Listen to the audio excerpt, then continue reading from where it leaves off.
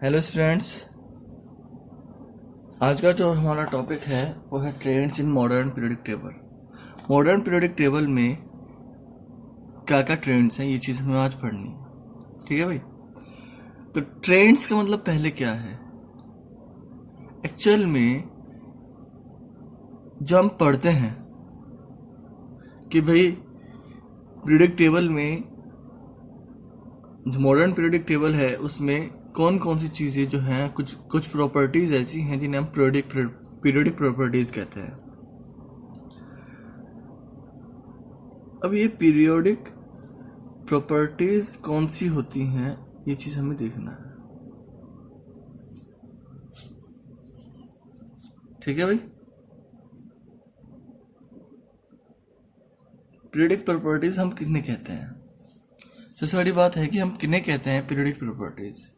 ऐसी बेटा, तो ऐसी प्रॉपर्टीज जो मूवमेंट के साथ, यानी हम कह लेंगे जैसे हम पीरियोडिक प्रॉपर्टीज में मूव करते हैं, क्या पीरियोडिक टेबल में, सॉरी, आपके भी पीरियोडिक टेबल में 18 ग्रुप्स हैं और 7 पीरियड्स हैं। जब हम फर्स्ट ग्रुप से 18 ग्रुप की तरफ मूव करते हैं तब, या फिर हम फर्स्ट पीरियड से 7th पीरियड की तरफ मूव करते हैं तब, अगर कोई प्रॉपर्टी इस तरह मूव करने पर चेंज होती है तो उसे हम पीरियोडिक प्रॉपर्टी कहते हैं। ठीक है ना, कह लीजिए। और उसके बाद वापस से आएंगे तो फिर फर्स्ट, तो मैं लिख देता हूं, those properties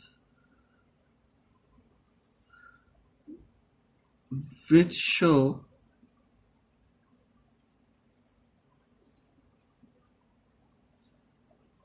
variation which show variation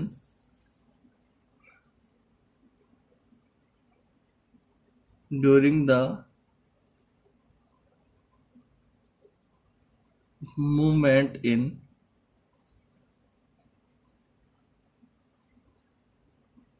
periodic table. यानी ऐसी प्रॉपर्टीज जो वेरिएशन शो करती हैं मूवमेंट की ड्यूरेशन में पीरियोडिक टेबल में, कह लीजिए when we move left to right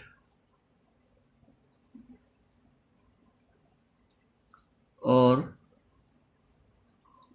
up to down in predictable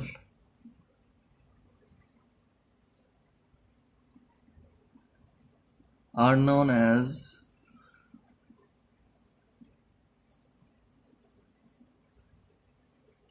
periodic properties।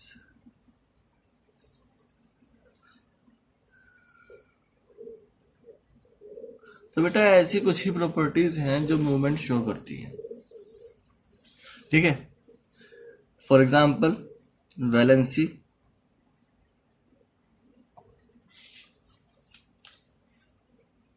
And valence electrons.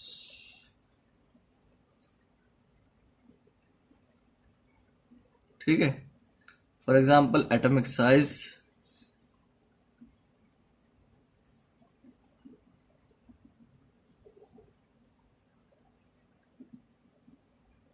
metallic and non-metallic metallic and non-metallic properties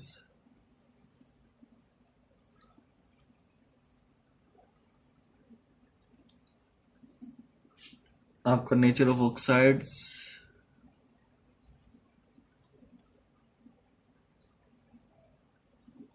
and सबसे last में electronegativity. बेटा इलेक्ट्रोनेगेटिविटी आपके syllabus में नहीं है, लेकिन मैंने लास्ट ईयर पढ़ाया था तो उसका भी ट्रेंड हम देखेंगे। ठीक है ना। Valency and valence electrons, atomic size, metallic and non metallic properties, nature of oxides, electronegativity, these are the properties. Okay. तो हम बात करेंगे इनके ट्रेंड्स की।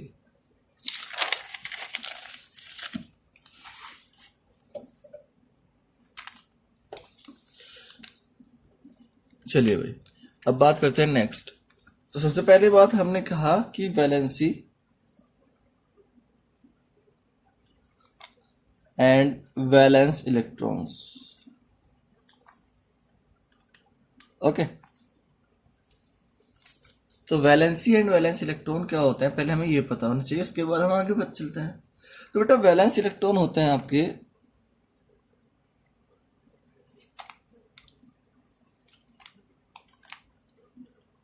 number of electrons present in outermost shell of any atom किसी भी atom के सबसे आउटरमोस्ट शेल में प्रेजेंट इलेक्ट्रॉन्स को हम वैलेंस इलेक्ट्रॉन बोलते हैं।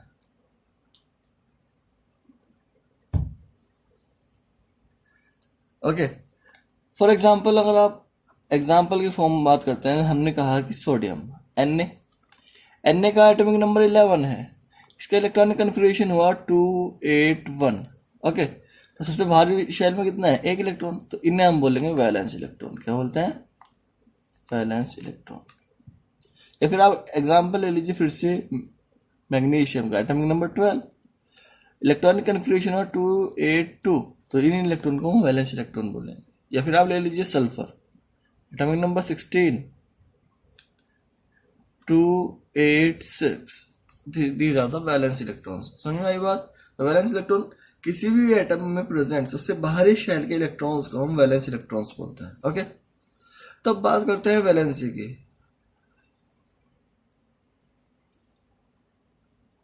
वैलेंसी क्या होती है, valency is the number of electrons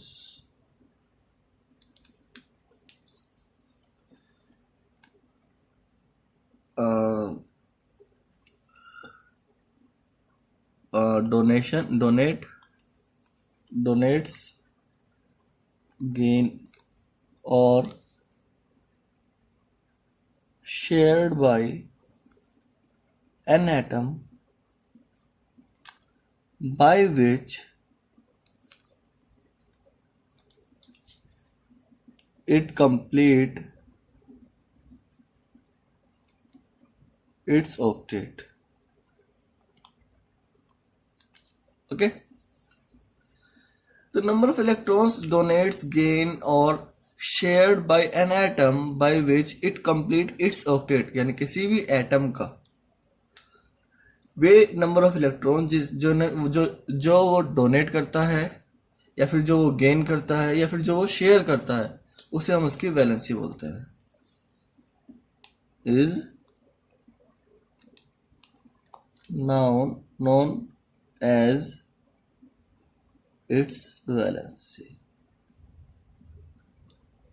सुनाई बात। तो वैलेंसी हम किसे कहते हैं, वैलेंसी हम कहते हैं नंबर ऑफ इलेक्ट्रॉन्स को जो कोई एटम डोनेट, गेन या फिर शेयर करता है, वो उसकी वैलेंसी होती है।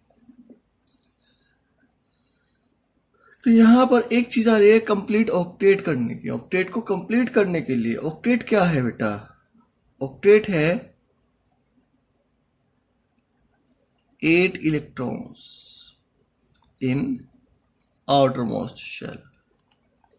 सबसे बाहरी शेल में 8 इलेक्ट्रॉन पूरे करने की टेंडेंसी, यानी कोई भी एटम ये टेंडेंसी रखता है कि उसके सबसे बाहरी शेल में 8 इलेक्ट्रॉन हो जाए, कोई भी एटम हो, चाहे उसका आउटर मोस्ट में 1 इलेक्ट्रॉन हो, चाहे उसके आउटर मोस्ट में 7 इलेक्ट्रॉन हो, लेकिन उसकी टेंडेंसी क्या होगी, उसकी टेंडेंसी ये होगी बेटा कि वो अपने आउटर मोस्ट में 8 इलेक्ट्रॉन को कंप्लीट करे। अब वो 8 इलेक्ट्रॉन कैसे कंप्लीट करता है, ये चीज हमें समझने की है। चलिए, तो यही चीज हम समझेंगे। तो ऑक्टेट क्या है, ऑक्टेट रूल होता है पहले हम ऑक्टेट रूल देख लेते हैं। ऑक्टेट रूल क्या कहता है?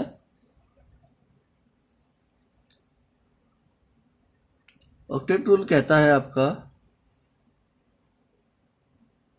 Every atom has to tendency to complete 8 electrons in its outermost shell। यानी हर एटम की टेंडेंसी होती है कि वो अपने आउटर मोस्ट शेल में 8 इलेक्ट्रॉन पूरे करे। अभी क्वेश्चन एनालाइज होता है कैसे भाई? हाउ? तो बेटा ये 3 तरीके से कर सकता है, 2 तरीके से सॉरी,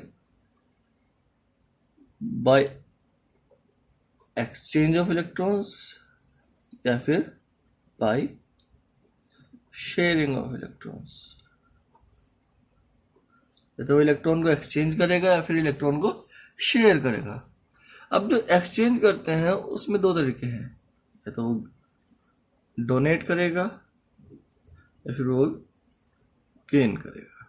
समझ में आई बात? ऐसे ही शेयर की बात करें तो शेयर वो 2 तरीके से करता है। शेयर भी 2 तरीके से कर सकता है,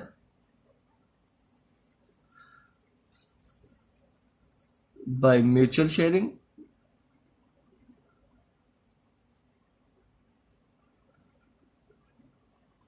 या फिर कह लीजिए बाय वन साइडेड शेयरिंग कह सकते हैं हम इसे।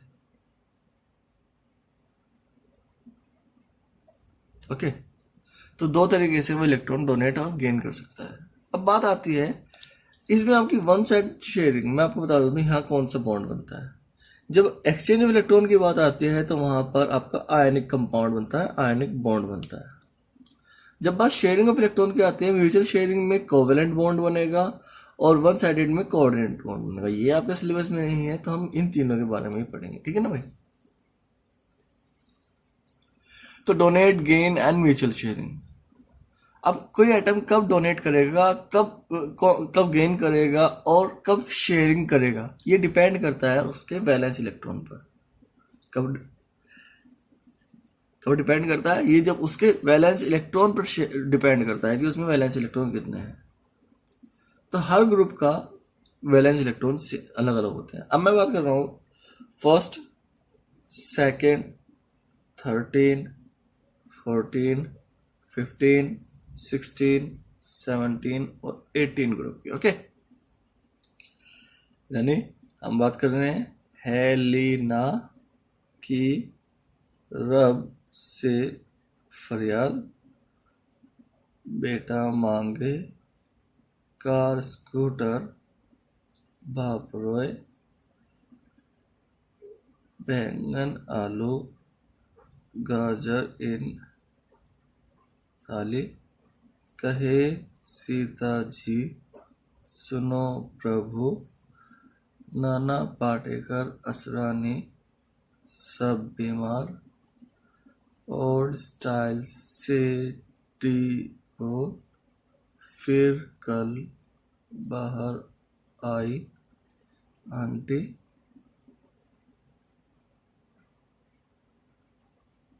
Helium, neon, argon, krypton, xenon और रेडॉन।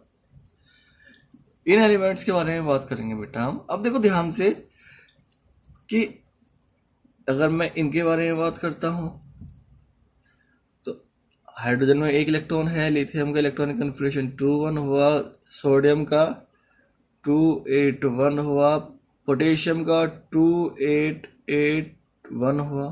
तो सबका आउटर मोस्ट में 1 इलेक्ट्रॉन है, तो इसमें नंबर ऑफ वैलेंस इलेक्ट्रॉन कितने हुए? 1।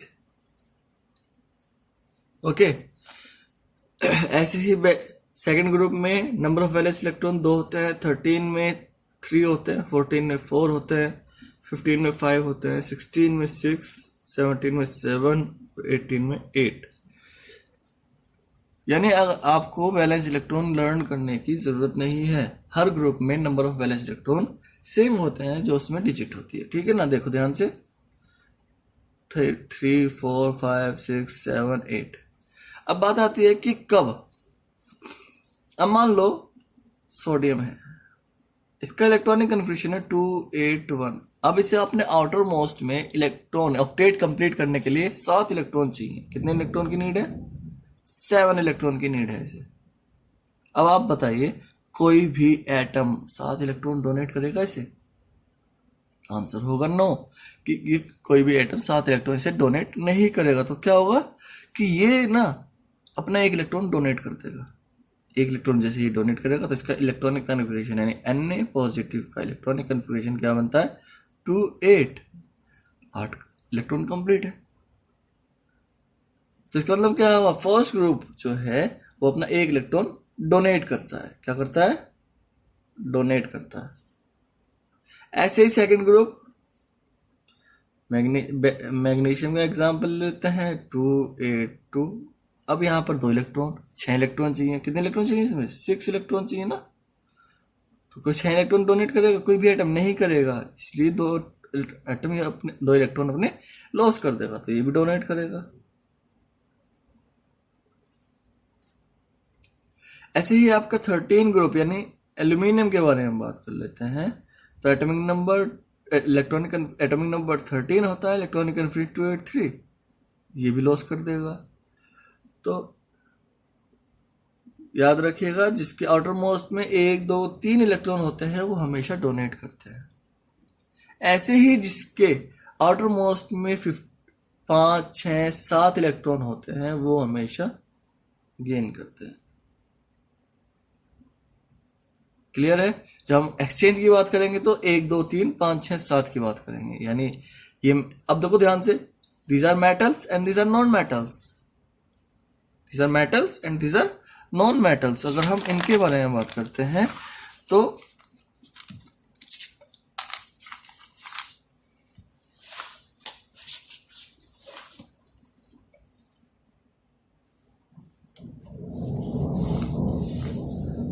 मेटल एंड नॉन मेटल के बारे में बात कर रहे हैं। तो भाई सोडियम है, क्लोरीन से रिएक्शन करेगा और NaCl का फॉर्मेशन करेगा, तो लेकिन 281 अपना इलेक्ट्रॉन लॉस करेगा ये, और वो 287 उसमें 1 इलेक्ट्रॉन गेन कर लेगा।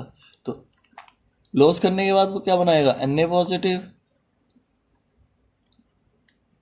28, वो गेन करने के बाद क्या बनाएगा? Cl negative 288। समझ मारी बात? तो यही चीज आपको करनी भी है बेटा। तो इसका मतलब क्या हुआ? अगर एक मेटल दूसरी नॉन मेटल से इंटरेक्ट करेगा यहां पर, तो वो आयनिक कंपाउंड बनाएगा। कैसा कंपाउंड बनाएगा? आयनिक कंपाउंड बनाएगा। एक चीज समझ में आ रही है आपको?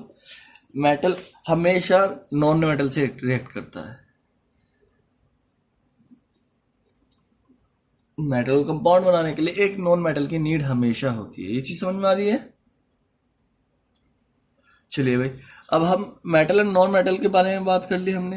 अब बात कर रहे हैं भाई शेयर्ड इलेक्ट्रॉन कब करेंगे।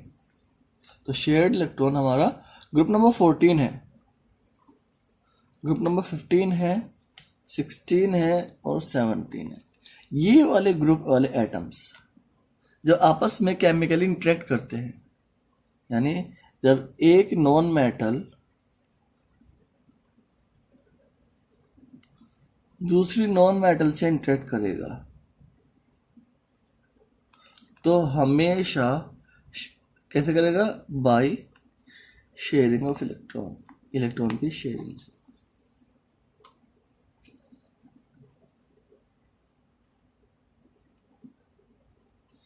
By sharing of electron.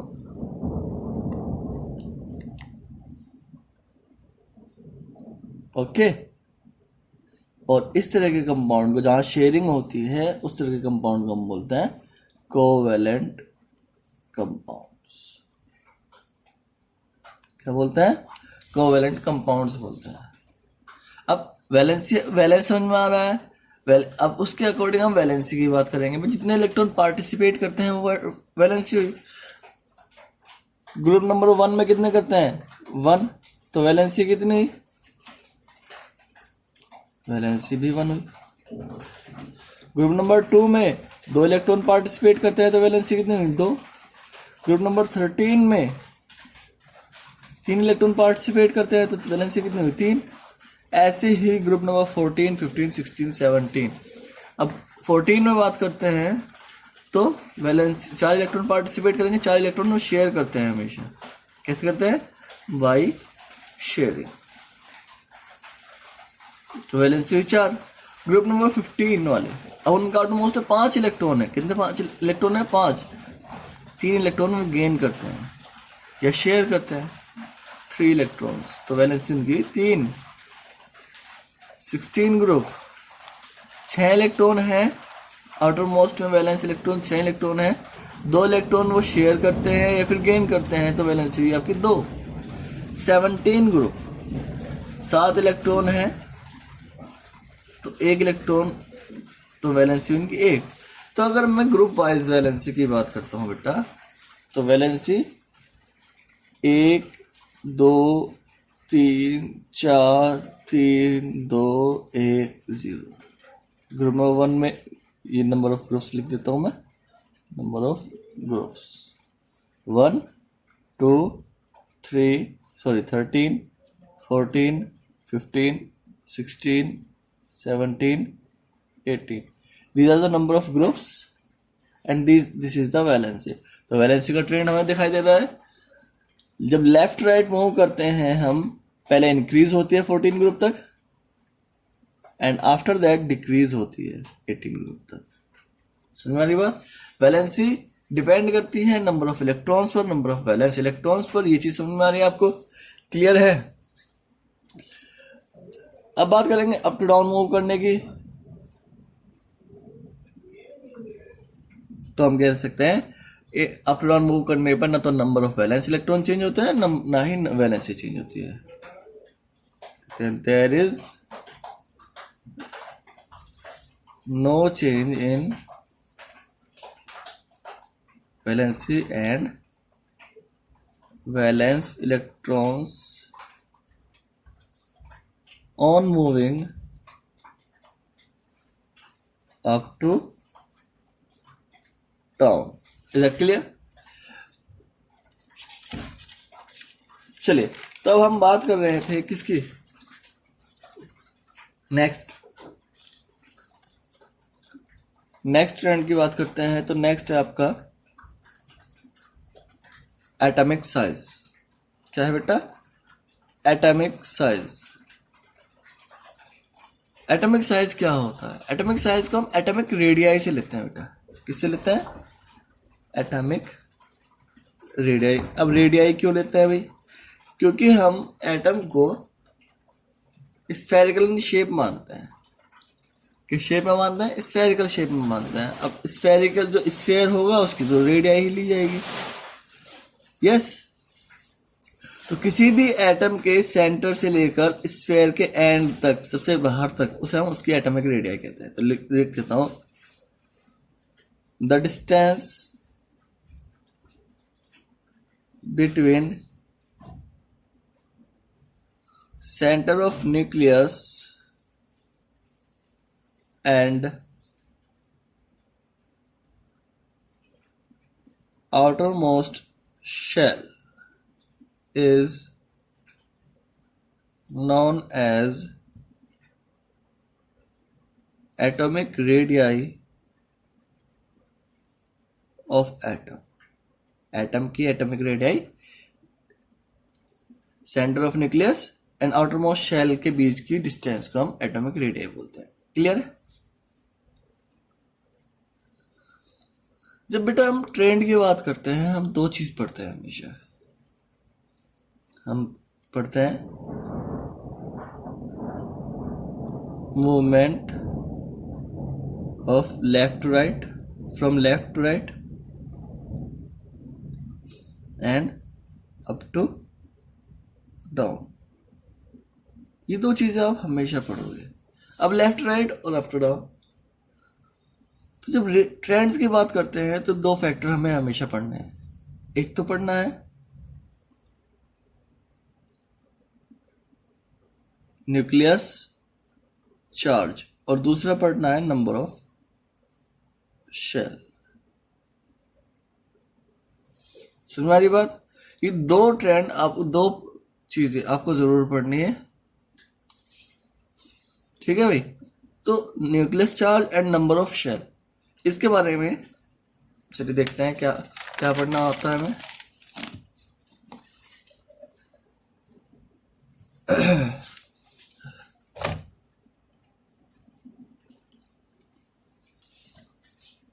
Nucleus charge के बारे में बात करते हैं।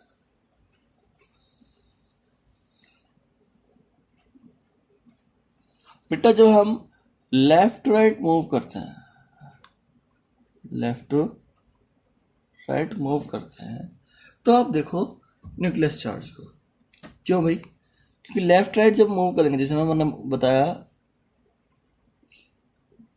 Lithium, beryllium, boron, carbon, nitrogen, oxygen, fluorine के केस में लेते हैं, सबका इलेक्ट्रॉनिक कन्फिग्रेशन देखते हैं। तो लिथियम का है 2 1, बेरिलियम का है 2 2, बोरोन का है 2 3, कार्बन का 2 4, नाइट्रोजन का 2 5, ऑक्सीजन का 2 6, फ्लोरीन का 2 7। तो आप देख रहे हो कि आउटर मोस्ट जो शेल है, या कह लीजिए वैलेंस शेल जो है, वो सेकंड है। यस, सेकंड शेल हुई ना, तो नंबर ऑफ शेल तो सेम है। चेंज क्या हो रहा है? चेंज देखते हैं क्या हो रहा है। एटॉमिक नंबर देखते हैं 3 4 5 6 7 8 9, इस तरीके से है। तो जितना एटॉमिक नंबर उसमें नंबर ऑफ प्रोटॉन उतने। हमने कहा atomic number equals to number of protons, और प्रोटॉन क्या चार्ज करता है? It contain nucleus charge, positive charge होता है ना, ये होता। तो इसका मतलब क्या है कि लेफ्ट राइट मूव करने पर nucleus number of proton increase हो रहे हैं, तो न्यूक्लियस चार्ज भी इंक्रीज होगा। और न्यूक्लियस चार्ज इंक्रीज होगा तो क्या होगा? न्यूक्लियस चार्ज इंक्रीज होगा तो बेटा होल्डिंग कैपेसिटी, इलेक्ट्रॉन को की होल्डिंग कैपेसिटी इंक्रीज होगी। अट्रैक्शन फोर्स इंक्रीज होगा बिटवीन शेल। तो मैं लिख देता हूं, on moving left to right,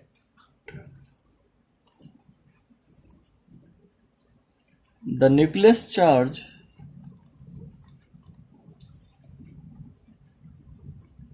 increase. Nucleus charge increase. So attraction force between nucleus and outermost electron increase. So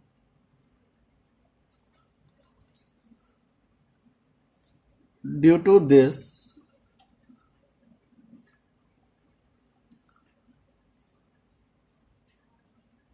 the holding capacity of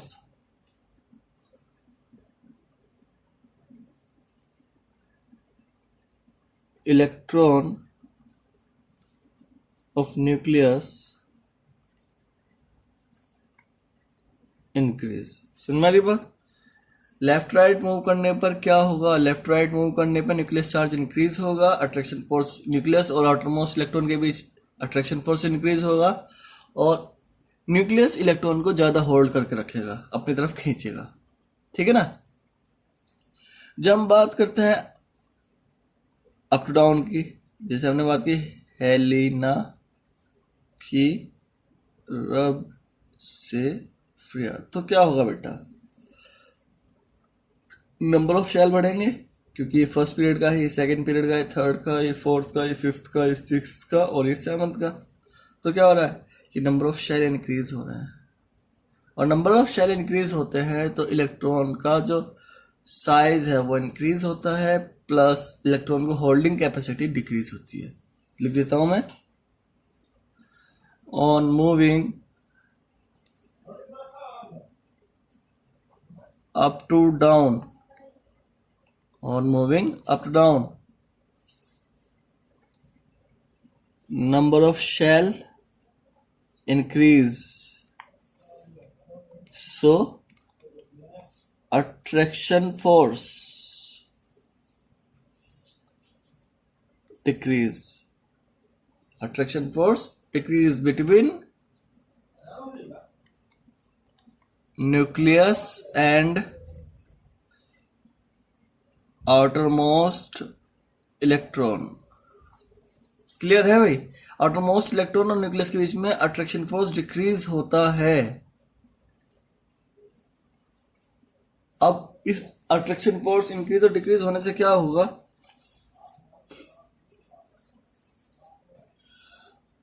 अब देखो ध्यान से,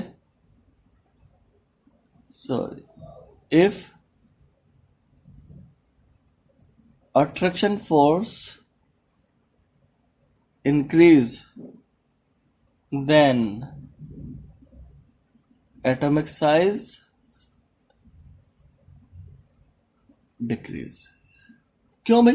क्योंकि अगर अट्रैक्शन फोर्स इंक्रीज होगा, मान लो ये है एटम, ये न्यूक्लियस है और ये आउटरमोस्ट शेल है किसी एटम की, और इन दोनों के बीच में ना अट्रैक्शन फोर्स इंक्रीज कर देते, क्या करेगा ये न्यूक्लियस इसे अपनी तरफ ज्यादा खींचेगा। ज्यादा खींचने पर क्या होगा? एटम का साइज डिक्रीज हो जाएगा। भाई कोई भी चीज अपने आप तरफ पुल करेगा तो क्या होगा? डिक्रीज हो जाएगा, नहीं हो जाएगा? Very good.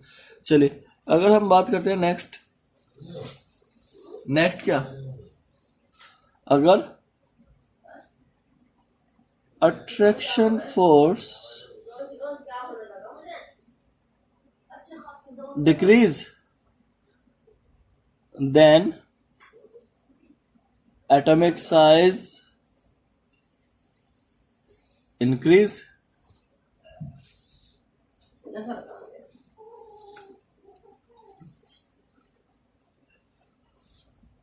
Atomic size increase हो जाएगा।